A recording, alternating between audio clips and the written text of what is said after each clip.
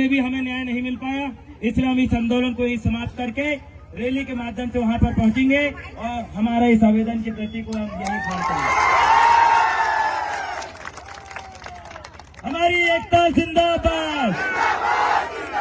हम नेता लोग आ जाते हैं, बड़े बड़े नेता लोग आ जाते हैं। अभी जो बहुत सारे मामला चल रहे हैं, बहुत सारी बातें चल रही, मोबाइलों में देख रहे हैं हम लोग, किसी को नंगा दौड़ाया जा रहा है, किसी को ऊपर मूता जा रहा है, किसी को कुछ किया जा रहा है। ये कहाँ का न्याय है, कहाँ का इंसाफ है भाई साहब? क्या सिर्फ आदिवासी लोग सस्ते हैं? हमारे ही लोग सस्ते हैं क्या? नंगा दौड़ाने के लिए, मूत देने के लिए, किसी को कुछ करने के लिए साला खड़ा खड़ा मूत दे रहे हमारे लोगों के ऊपर। क्या हलवा समझ रखे हो क्या? जब चाय मान उठाए खा लिए साल। मध्य प्रदेश में किसी भी जगह पे आंदोलन होगा तो सबसे पहले इस चैनल के माध्यम से आपको वीडियो देखने को मिलेगा। तो अभी तक आपने हमारे YouTube चैनल को सब्सक्राइब नहीं किया तो प्लीज हमारे चैनल को सब्सक्राइब कर लीजिएगा। बच्चों पर अत्याचार करने वालों को,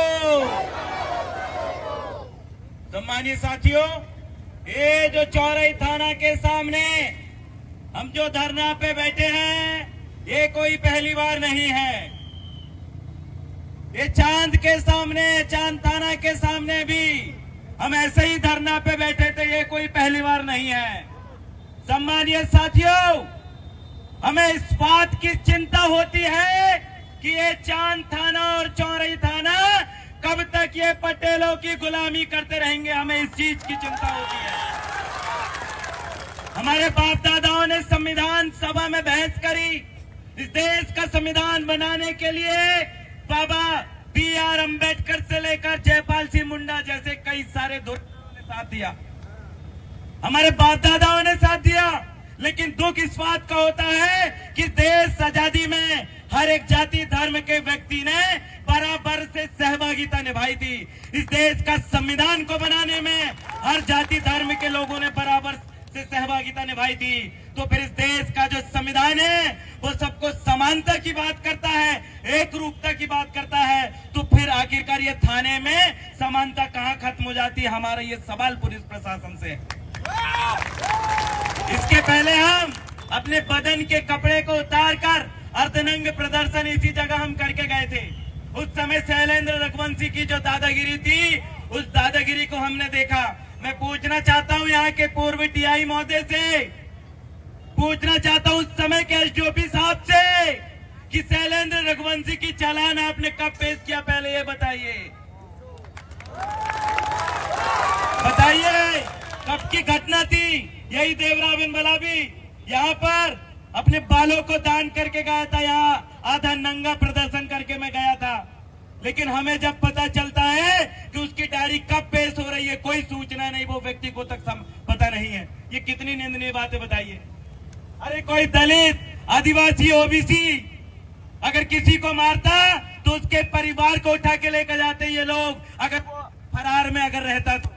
लेकिन मुझे बताइए, जब यहाँ का एक पटेल इस क्षेत्र में थाना चांद और थाना ये चौरई, बड़ी दुख के साथ मुझे कहना पड़ रहा है, मैं कभी किसी धर्म जाति की मैं बुराई नहीं करना चाहता, लेकिन आज मुझे बड़े दुख के साथ ये कहना पड़ रहा है कि थाना चांद और थाना चौरई सिर्फ रघुवंशी की दलाली करने में व्यस्त है, दलाली करने में।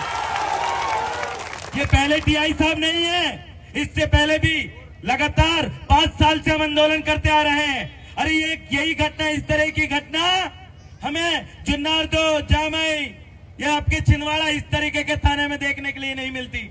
अरे एक छोटी सी बच्ची रो रही है, उसकी माता को पटक पटक के, क्या नाम है मारने वाले उसका? जोर से बोलो, जोर से बोलो। कहाँ है राधेश्याम रघुवंशी?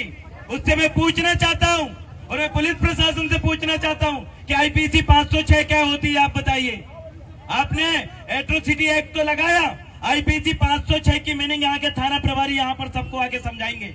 हम थाना प्रभारी से जानना चाहते हैं कि आईपीसी 506 और आईपीसी 507 ये दोनों में अंतर क्या है, आप हमारे लोगों को यहाँ पर समझाइए। क्योंकि हम आपसे आज कानून पढ़ने के लिए आए, क्योंकि हम विधि के छात्र हैं, हम विधि के छात्र हैं, हम संविधान को पढ़ते हैं और एक समाज का प्रतिनिधित्व भी करते हैं। इस क्षेत्र से हमने लोकसभा चुनाव भी लड़ा, विधानसभा भी हम लड़ रहे हैं। कई हमारे साथी यहाँ जनपद उपाध्यक्ष महोदय, जनपद अध्यक्ष महोदय, पूर्व जनपद अध्यक्ष महोदय बैठे हैं, यहाँ पर जनपद सदस्य बैठे हैं। पूर्व जनपद सदस्य बैठे हैं, सब एक समाज का प्रतिनिधित्व करने वाले लोग हैं। मैं आज पूछना चाहता हूं उनसे कि जहां 507 लगनी चाहिए वहां 506 लगा के 4 दिन में छोड़ने की ये जो प्लानिंग किसने बनाई थी, यहां पर हमें उसके बारे में नाम बताइए। अरे एक महिला को जान से मारने की कोशिश की गई। जान से मारने की कोशिश मतलब ऐसी जगह हमला करना जहां मारने से किसी व्यक्ति की मृत्यु कारित हो सकती है। ऐसी चीज से हमला करना जिससे मारने पर सामने वाले व्यक्ति की मृत्यु हो सकती है।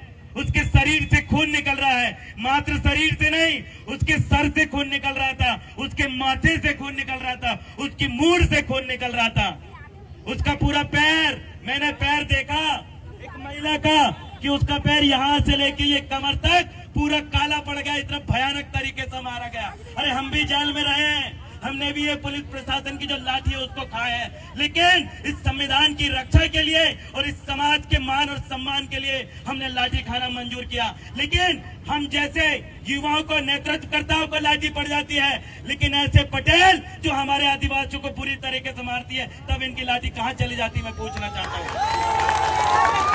कहाँ चला जाता है मान स्वाभिमान? ये जो डंडा आपको दिया गया है, ये भारतीय संविधान के कानून को ना मानने वाले और उनके उल्लंघन करने वाले लोगों को ऊपर चलाने के लिए दिया गया। लेकिन मैं आपसे पूछना चाहता हूँ, ऐसा कौन सा पैसा है वो, ऐसी कौन सी कमीशन है वो जिसके ऊपर ये आपका ये डंडा पीछे छुप जाता है और मात्र गरीबों के ऊपर चलता है? आज हम